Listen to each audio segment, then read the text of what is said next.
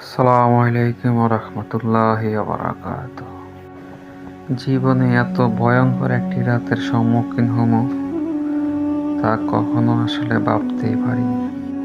ঢাকা থেকে রওনা হয়েছি রাত্রে ৯টার সময়। এলাকাতে ঝড় বৃষ্টি হয়েছে তা শুনতে পাইছি ফোনে, কিন্তু আসার পরে আসলে কল্পনাও করতে পারিনি যে এতটা ঝড় তুফান হয়েছে এলাকাতে। যেহেতু কুমিল্লার দিকেও ঝড় তুফান ছিল, ওই দিকেও কিছু গাছপালা রাস্তা ছিল, একটু যানজটও ছিল, এজন্য একটু দেরি হয়েছে আস্তে আস্তে। কিন্তু এলাকার রাস্তার ভিতরে আসার পরে দেখতেছি আসল চিত্র। রাত তখন ঠিক 1:30। রাস্তায় তেমন কোনো মানুষ নেই। যেহেতু ঝড় তুফান হয়েছে, রাস্তায় গাছপালা ভাঙ্গা ভাঙ্গা পড়ে রয়েছে, আসার মতো কোনো কায়দা নাই। যাই হোক, আল্লাহর উপরে তাওয়াক্কুল করে সামনের দিকে আগাইতেছিলাম। যত দূর যায় ততই বাধার সম্মুখীন হই। গাছগুলো এমন ভাবে ভাঙ্গা রয়েছে যে গাড়ি নেওয়ার মতো কোনো কায়দা নাই।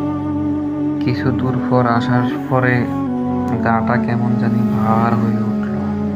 শরীরটা বার হওয়ার পরও কিছু দৌড়াদৌড় জানার পরে আমার গাটা আমি বন্ধ করি এবং এই গাছগুলা ভাঙিয়া সামনের দিকে আগাতে থাকি। ভাঙতে ভাঙতে সামনের দিকে আসি। কত বাঁশ ভাঙতে হয়, কত গাছ ভাঙতে হয়, কত সরাই দিতে হয়। পুরো ভিডিওটা আমি দিতে গেলে এখানে 3-4 ঘন্টার একটা ভিডিও। এই জন্য সব শেষ যখন বাড়ির কাছে আমি গাড়ি নিয়ে আসি, আমাদের বাড়ির গেটটা নাইমা খুলতে হয়।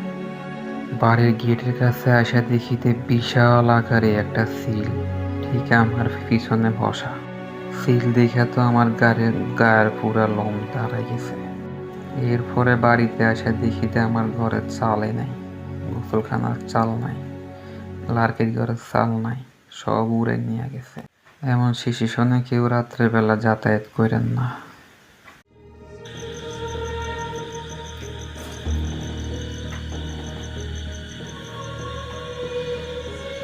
চাল লই গেছে কোনায় উয়ে, তো ভাত খাইব কেন? গোসলখানা আছে কিন্তু চাল নাই। গোসলখানার চাল এটা কখন মরে গেছে।